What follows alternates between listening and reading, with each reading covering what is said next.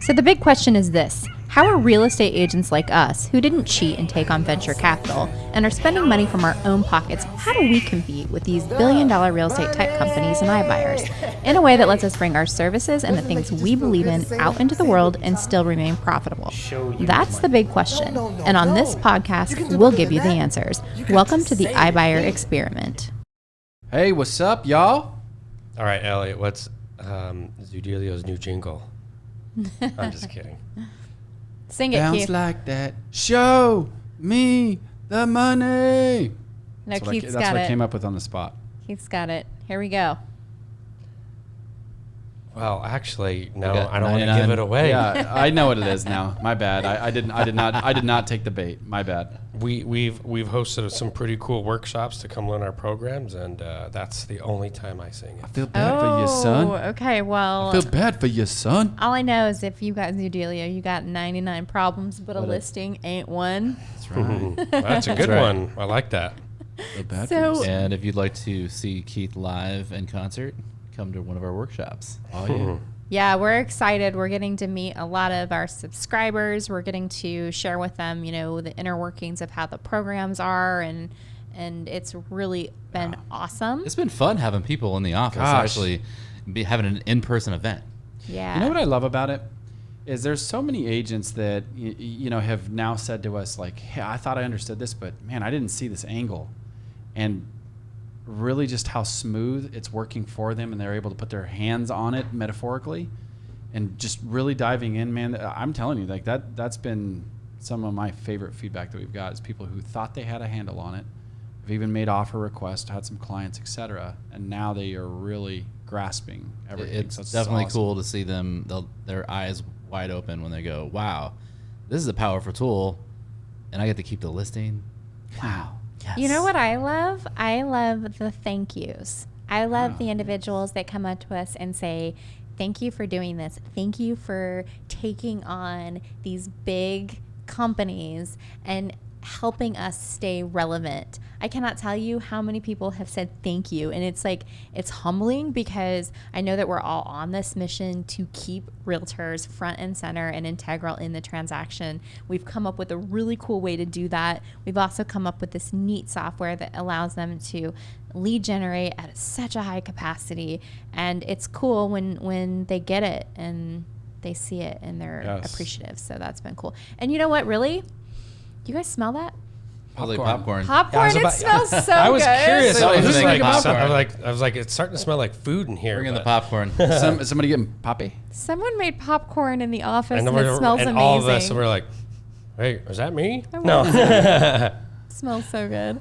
Anyway, so I know you were looking some things up, a little agenda, cutting to the chase. What you got? This real is estate news. interesting news. So everybody knows the market is hot. Inventory is at a record low. We have a lot of mitigating factors. Their interest rates have been at historic lows, and we've seen appreciation rise. So Yeah. it's been crazy. Cray. Well, the wild card, I believe, are foreclosures, right? Because right now we have a lot of individuals. There's close to 3 million households across the U.S. that are in forbearance. So these are individuals that are not currently paying their mortgages. They're in a forbearance plan. Maybe they're working out a repayment plan. Maybe they did pay, but they're still in this forbearance plan. So what just came out, and this is big, this could be huge. The CFPB, which is the Consumer Financial Protection Bureau, is saying that potentially we're going to take foreclosures off the table for all of 2021. Woohoo! All right. I know. Guess that market crash is out the window, right? Yeah. Hey, I'm having hardship because of COVID. Can you make my mortgage for me? That's what I read. So, okay, I don't want to belittle it. There are individuals Right, that no doubt. I mean, you look at some of these, some of these states that are still locked down. Yeah, it's crazy. Right? You've got like Oregon still Totally. locked down. So there are legitimate hardships, obviously.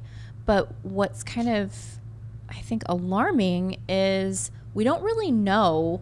We're getting some data about the individuals in forbearance, But do we really know the truth of what's going on? Yeah, there's been so much money that's been pumped into this economy, into people with just the stimulus, the unemployment for 1099 people, all the PPP loans. Dude, there's so much money out there available. How are people not paying their mortgage? Are they just like, is it just extra? They're like, hey, I don't have to pay it because there's. And how about this? Like, there's a portion of it, the people that aren't paying, that, you know, like landlords and whatever else, when they're not being compensated, they can submit and be reimbursed on top of stuff. It's like it's there's all kinds of different programs is what I'm getting at. There's all these little nuances, and like to Jay's point, there's just money being thrown around. And Well, to the other, there's always two sides to the coin. I mean, I totally agree with that, but you got to remember there's a lot of people that maybe they somehow the unemployment benefits didn't work out in their favor and they didn't qualify. Maybe they didn't qualify for a PPP.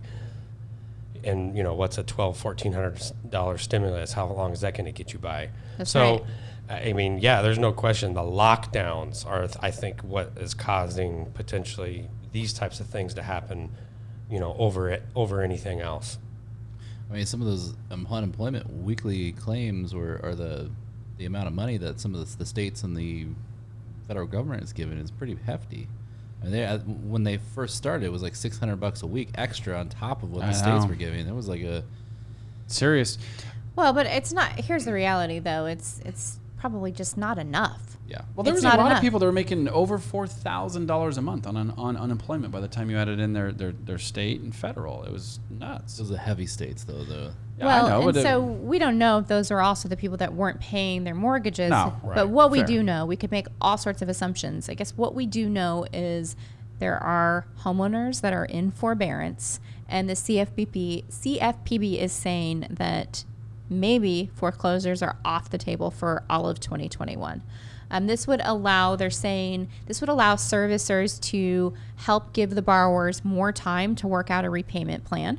So that's one thing that it would do, is give them more time. It would give servicers more options, maybe to do loan modifications and streamline the processes for these borrowers. And it would give the servicers more time to inform the borrowers of what's going on.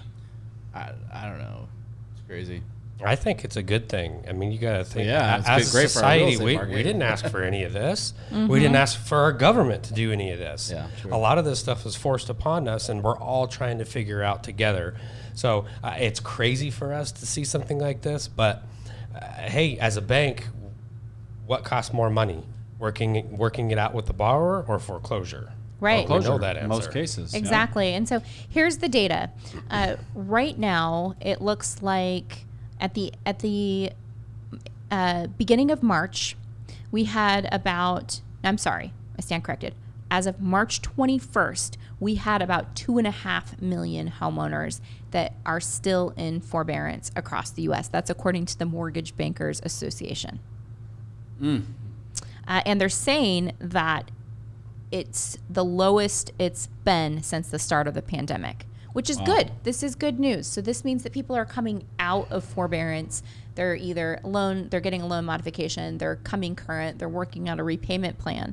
And so some other data that I had on individuals in forbearance is that really when you look at it, about 15% of the individuals in forbearance are truly in trouble. Yeah. So that's, yes, it's still a lot of people, but it's not as much. When you look at the 2.5 million, and if you think 15% of those individuals are in trouble, you compare that to what it was like in 2007, 2008, 2009. It's nothing. It's a fraction. Oh my gosh. Remember it was like Right.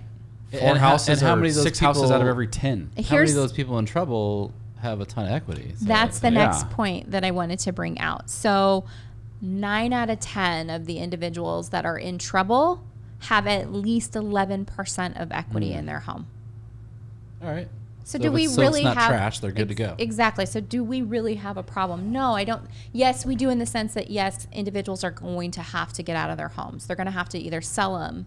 They're going to have to move. Yeah. But they should be able to walk away with a little bit of money in their pocket. Yeah. And I think the market's going to gobble up those Well, properties easy. And those agents, you guys out there, do your clients a favor and don't let your clients go down the foreclosure, rabbit hole if that happens. I realize that there's a forbearance and what have you, but there is penalties and fees, right? Like they will charge. And yes, even though that they can force the sale, and if there's any overages left over, that money's supposed to go back to your client, et cetera. The reality of it is those attorney fees and those foreclosure fees are way up there. So any of you working with clients that are out there, get that house on the market, make sure that they don't put their head in the sand and delay the inevitable. Yeah, I think one of the kind of the scripting that I've been sharing on the coaching calls is give people the space to have a private conversation. If you know of anyone that might be in a forbearance situation with their mortgage, I'd love to have a private conversation with them about their options. Simple. Awesome. I got something else that, just because like with our cash buyer program, or become a cash buyer program that I wanted to see, because it's all about costs right now that, a lot of buyers are very aware of costs. They're having to pay over list, right? Like I'm actually curious to know what the new stats are going to be, because I think it was last month, Crawford Report had reported that 35% of all houses were selling over list. To me, it's like, that seems low, right? Like it seems just like should be like 99% are selling over list.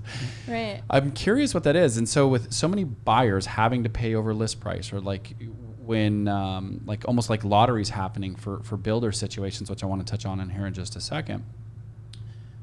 So many lenders for these builders are charging like a 3.5, 3.6, 3.7, or there's other people that are now charging premiums on top to try to actually slow down the demand. Right, like that's what they say that their strategy is, right, to try to help control the demand of the product.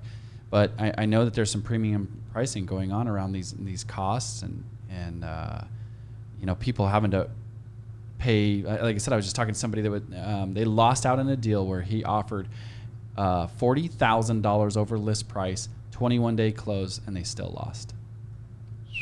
Wow. That's a normal story. Yeah. I know but I'm just saying it's crazy when these circumstances. So it's becoming for me. I'm becoming dead to it. Like I'm like, oh, yep. Yeah. It's just So where I we're think at. it's I It's think not even it's- shocking anymore. Well, and I know, it, it's right? it goes. That's the crazy part. It all goes hand in hand with like the demand of everything too, because it leads me to the second part that I wanted to talk about. Did you guys hear that Fulton Homes?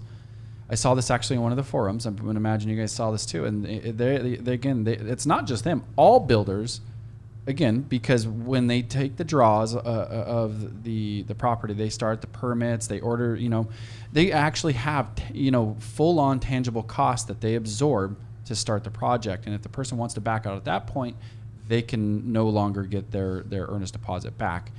However, they're allowing that because they are so far behind right now because of the shortage of several materials, right? Like there's a bit of a construction crisis right now when I know there's certain types of wood, certain types of nails, certain types of trusses. There's a lot of issues, right? So like when we look at all these things, that's all going to turn stress where? Back on the resale market. So what do we think about that? So what I think about that is Winston Churchill said, never waste a good crisis. So Fulton Homes is coming out and saying, hey, buyers, if your house is going to take an extra 6 more months to build because of this awesome crisis, we will now give you a full refund of your earnest money and you can back out of this contract. No problem. Will they 'Cause they give get you to all sell the? us Because we can more. sell your Will they give house you all for the 20% equity? more. Yeah, exactly. So do I see that as an actual crisis or an opportunity? I It's don't an know. opportunity. It's I an don't know. opportunity. They're- Fulton, it happened For the to one of buyers, it's a our- bit of an opportunity, right? That's free Yeah, equity it's- locking in. Yeah, like, oh, it's going to take 2 years to build my house, too. All right, fine. I don't care. Yep. Give me another Especially if you're gonna turn around and flip it. $60,000 and I mean, yeah, if I they flipped can a couple of do new constructions in my day and made some decent money on them. So that happened to a buyer here at the brokerage. The agent got the letter, and maybe it's just their way of kind of mitigating buyer complaints about Yeah. the time frames it's That's what I taking to thought, build too. houses. Maybe it's a portion of, it is true and they get it and it's taking a long time. But it might also be a portion of, hey, if we can get these buyers to cancel, we'll be able to sell it to somebody else and make. Yeah. Well, you More. got to think. I also think that with the buyers, if it takes an extra 6 to 8 months, what happens if the interest rates rise another 0.5%, 7.75%? Right. Now they're like, dang, man, I thought if my house was done earlier, I would have been able to lock in a lot lower interest rate. True. Because I see interest rates are probably going to go up in 2022. Well, they are, right? Yeah, I mean, the Fed's already saying said that. But they also have stated that they're not going to go up that dramatic, right? They've kind of stated what their growth curve is supposed to be, and it's really not supposed to start going much of anywhere until the middle of 2022, if memory serves me, right? Something like that. Well, I mean, it's one of those things you really can't predict. They're not going to tell us what rates are going to be. Yeah, exactly. Right. But meaning that I thought that they said that they weren't going to surge. Because I know that there was a lot of worry about the impending surge that Absolutely. I don't think that they can. I think if they did that, it would, I mean, we got to imagine with the housing market being as hot as it is, that is doing wonderful things for our economy. Mm-hmm. Heck yeah. And if they, if rates all of a sudden go up to 4%, right, we're going to see buyer demand just fall off. Heck And yeah. if you think about it, what were sellers or homeowners refining into? They were refining into I think some people refied into 30-year fixed rates in the ones. Really? Yeah, like 1.9, 2s, low 2s. That's right. That's just... Do you think that individual that's in a 2 is going to, sell that house and get out of that 2% mortgage to get a 4% mortgage? I mean, I know we don't fall in love with the mortgage rate. We fall in love with a house, so maybe. I don't know, because It sure is easier Yeah. to stay somewhere when it's affordable, and it makes a lot of sense, right? Like, Yep. Well, I think the thing though is that the problem that we could face is we all know how ridiculously low that is. Like that we're getting spoiled right now. Yes, we are. We're getting spoiled with all this money, like Jason brought up. We're getting spoiled with these unheard of rates ever. And then they're like, what do you mean 4.5%? Are you crazy? They were just 2.5% a year ago. And even though we're like, yeah, what's the problem? It's still amazing. Because when I bought my first house in 2008, it was like 7.1%. isn't it funny how That's like insane. how we become like accustomed to what goes on? Like I remember if we just rewound the clock on pricing even a year and a half ago, like I remember there were certain neighborhoods I was looking at, I was like, oh, I love that neighborhood, but gosh, I don't want to pay 500,000. That's that same dang neighborhoods now are like 650. Oh, right? it's probably 8, Elliot. I know, I'm so out of the loop. He's always like, One. you're a dinosaur when you were selling real estate every day. Things are like cheap, $300,000 now is like $1 million. Yeah, That's I do. crazy. I do think that the more we have the back in the day conversations, the more we date ourselves. That's for sure. Well, and it's Well, and things were abnormally cheap in our prime times too, because they were. Yeah, they totally were. We have a new normal. We have to embrace it. Yes. I don't think, I know that the CFPB headline about, basically halting foreclosures for all of 2021. I know it sounds like alarming and like, whoa, are we going to have all these foreclosures hit the market? But here's another little just piece of data that kind of sheds some light on where we're at. The percentage of homes underwater in 2010 was 25%. Wow. The percentage of homes underwater today, Is 3%. wow. Well, sounds So I mean, right. they're in such a secure position. That's right. The crappy thing for them, though, is with the government honestly forcing their hand, because we all know that, I used to always say this to our clients back in the day, it's the loss mitigation department for who? For them, not for you. They're not mitigating your loss, they're mitigating their loss. And now their hand is being forced to hold the property, and they have non-performing assets. Right? Right. So So it's what does very that interesting. What does that do to the economy? I would say 'Cause- it puts a strain on it. Yeah. And that's what I'm saying. It's Because like who's absorbing that? corporate. We are. I would actually challenge we are. Right? Taxpayers? Yep. Yeah, I know. It When you could really turn think about into it, that. there's no such thing as a free lunch. We all know this. Yep. Nope, the bill's coming. It's crazy. Too Which bad is- Abby and Kyan and Levi and Ellie and Izzy are going to I pay was for like, it. let's not go down that rabbit hole. It's That's who's paying that bill. Maddening how these massive corporations get bailed out, and everyone else is left with barely a crumb. Yeah. Well, the technology coming, though, in the next 10, 15 years is going to be crazy, and it's going to save a lot of people a lot of money. So there's that. Yes. There is a lot of streamlined stuff that's coming on that is going Yep. to revolutionize a Yep. lot and make things more Just the Cheaper. transportation sector is going to be insane. destroyed. Well, it's going to be so cheap to go places soon in the next 10 years, in the next decade. And then what's that going to do with real estate? What's that going to do to real estate? Mm-hmm. Well, and if Elon Musk's dream comes true, they're all going to drive themselves. There's going to be less accidents, all this stuff. People can work in their car. It's coming. It's coming a lot faster than most people think. Like I think, went and traveled to California and I worked all day. Yeah. Yeah. Or I slept all night. Yeah. And woke up in the morning and I went to Yep. took a Yep. shower in their gym or whatever, and I was at a meeting. Yep. Absolutely. There's some big changes coming down the pike.